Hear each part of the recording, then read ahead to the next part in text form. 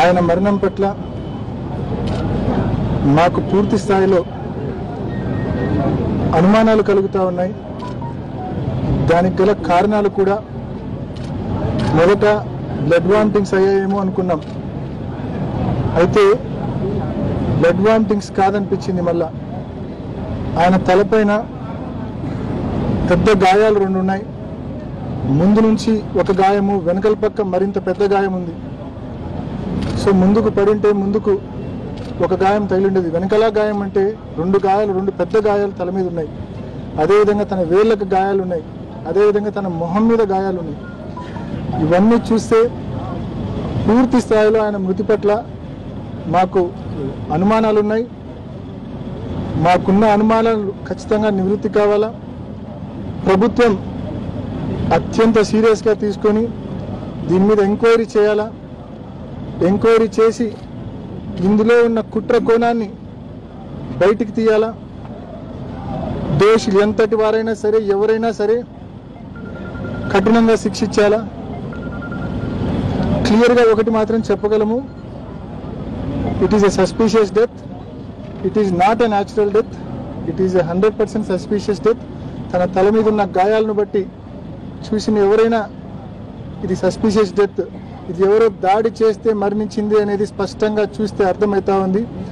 కాబట్టి దీనికి గల కారణాలను ప్రభుత్వం వెంటనే ఒక ఎంక్వైరీ చేసి, నిష్పాక్షికంగా ఎంక్వైరీ చేసి, వెంటనే దోషులను ఖచ్చితంగా కనుగొని చర్యలు తీసుకోవాలని చెప్పి రాష్ట్ర ప్రభుత్వాన్ని గట్టిగా మేము డిమాండ్ చేస్తూ ఉన్నాం. పోలీసు శాఖను మేము గట్టిగా డిమాండ్ చేస్తూ ఉన్నాం. ఎందుకంటే ఆరోగ్యంగా ఉన్న ఒక మనిషి దాదాపు రాత్రి 11:30 గంటలకు ఇంటికి వచ్చారు. నిన్నంతా కూడా మైదుకూరు నియోజకవర్గంలో ఇంటింటి ప్రచారం నిర్వహించారు. చాపాడు మండలంలో ఇంటింటి ప్రచారం పూర్తి చేసుకొని వచ్చి రాత్రి 11:30 గంటలకు పడుకున్న మనిషి ఉదయాన్నే లేచే కొద్దీ ఇలా ప్రాణాలు కోల్పోయారంటే మరి ఆరోగ్య కారణాలు ఏమాత్రం కాదు. ఖచ్చితంగా ఇది ఏదో కుట్ర కోణంలో జరిగిందే, ఏదో దాడి వలన ఆయన మరణించాడనేది స్పష్టంగా ఆయనకు తగిలిన గాయాలను బట్టి చూస్తే స్పష్టంగా అర్థమవుతా ఉంది. 28వ తారీఖు జరిగింది. దానికి కంటిన్యూయేషన్గా ఇవాళ 24వ తేదీన మరి రెండోసారి రమ్మన్నారు. ఇవాళ కూడా ఏదైతే సిబిఐ గారు క్వశ్చన్స్ చేశారో ఆ క్వశ్చన్స్ అన్నింటికీ కూడా to the best of my memory and to the best of my knowledge నేను అన్నింటికి కూడా సమాధానాలు చెప్పాను. నేను ఈ సందర్భంగా మిమ్మల్ని అందరినీ చేసే మనవి ఒకటే, గతంలో మీకు మనవి చేశా, బాధ్యతగా వార్తలు ప్రచారం చేయమని గతంలో మీకు మనవి చేశాను. మళ్ళీ ఇవాళ మనవి చేస్తా ఉన్నా. నేను విజయమ్మ గారి దగ్గరికి వెళ్ళి వస్తే బెదిరించి వచ్చానని చెప్పి వార్తల్లో డిబేట్లు పెట్టి ప్రచారం చేస్తూ ఉన్నారు. ఎంతవరకు కరెక్ట్ అది? అన్ని రకాలుగా నేను దుబాయ్కి వెళ్ళిపోయానని చెప్పి వక్రీకరించే వార్తలు వేస్తారు. తెల్లవారుజామున 3 గంటలకు ఫోన్లు చేశానని చెప్పి వక్రీకరించే వార్తలు వేయడమే కాకుండా దాని మీద గంటలు రోజుల పాటు డిబేట్లు పెడతా ఉన్నారు. ఇది కరెక్ట్ కాదు. బాధ్యతగా ప్రవర్తించండి. ఒక విచారణ జరుగుతూ ఉన్నప్పుడు బాధ్యతగా మెలగాల. విచారణ జరుగుతూ ఉండగానే మీడియా ట్రయల్ కంప్లీట్ చేసి దోషులు ఎవరో నిర్దోషులు ఎవరో మీరే డిసైడ్ చేస్తే మీరు చేసే చర్యల పట్ల నిజంగా విచారణ ఎంత ఇన్ఫ్లుయెన్స్ గురవుతుందో ఒక్కసారి మీరే ఆలోచించమని చెప్పి కోరుతా ఉన్నా మిమ్మల్ని అందరినీ కూడా. కాబట్టి మరొకసారి మనవి చేస్తూ ఉన్నా. ఎందుకంటే ఏం జరుగుతూ ఉందంటే ఈరోజు ఒక అబద్ధాన్ని 0 నుంచి 100కు పెంచే ప్రయత్నం జరుగుతూ ఉంది. ఒక నిజాన్ని 100 నుంచి 0కు చేసే ప్రయత్నం జరుగుతూ ఉంది. కాబట్టి అటువంటి ప్రయత్నం జరగకూడదంటే వాస్తవాలు నిజమైన వాస్తవాలు బయటికి రావాలంటే మీడియా కూడా బాధ్యతగా మెలగాలని చెప్పి మరొకసారి మిమ్మల్ని అందరినీ కూడా మనవి చేస్తున్నా.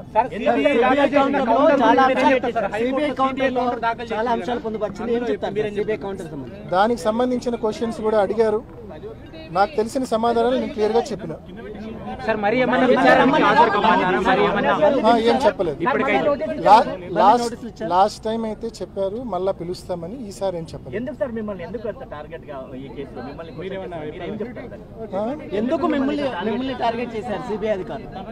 దానికి కారణం ముందు నుంచి కూడా ఇది కొంచెం ఫ్యాక్ట్ టార్గెటెడ్ కంటే కూడా పర్సన్ టార్గెటెడ్గా నడుస్తుంది.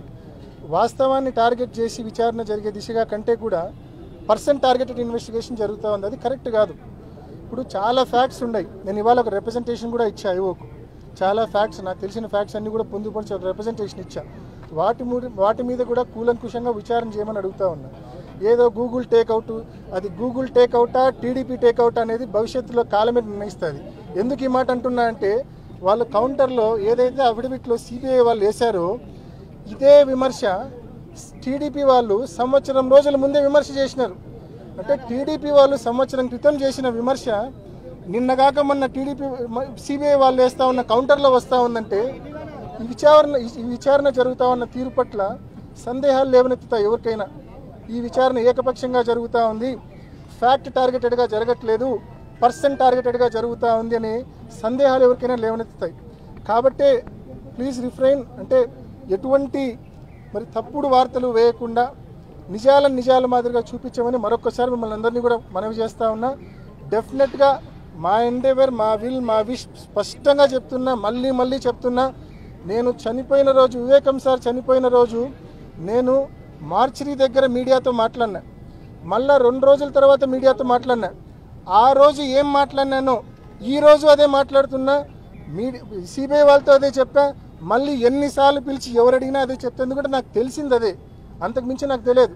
మీరు కావాలంటే ఆ రోజు వివేకం సార్ చనిపోయిన రోజు I think I was the first one in the whole state who spoke to media. ఆ వీడియో చూడండి మీరు. నాకు తెలిసింది అదే, నేను క్లియర్గా మాట్లాడింది అది. నేను ఆ రోజైనా అదే చెప్తా, ఏ రోజైనా అదే చెప్తా, because it is a fact.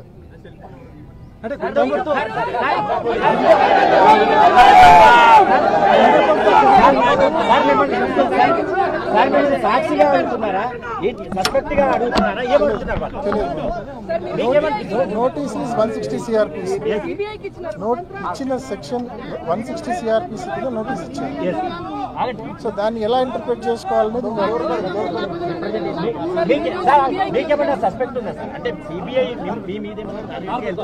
విచారణ రైట్ డైరెక్షన్ లో పోవాలని చెప్తున్నా తప్ప ఐఎమ్ నాట్ సస్పెక్టింగ్.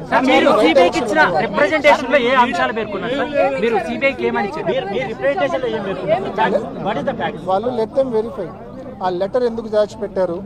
ఇప్పుడు సీన్ ఆఫ్ క్రైమ్ లో నేను వెళ్ళే టయానికి అక్కడ ఒక లెటర్ ఉండింది. అక్కడ ఆ లెటర్ని దాచిపెట్టేసినారు. ఆ లెటర్లో క్లియర్గా మర్డర్ అని ఉంది. ఆ లెటర్ దాచిపెట్టడము అనేక అంశాలు ఉన్నాయి.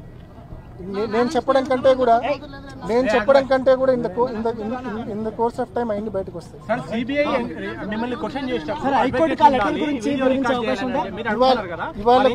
ఇవాళ కూడా అడిగాము.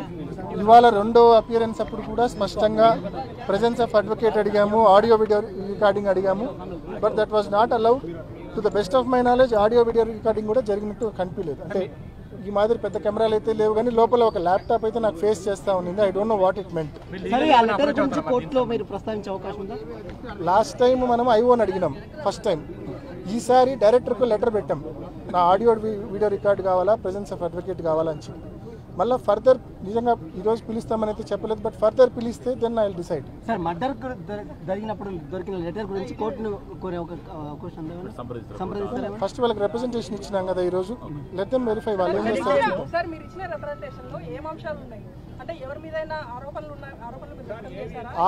ఆరోపణలు ఏం లేవమ్మని నాకు తెలిసిన వాస్తవాలు మాత్రమే చెప్పిన.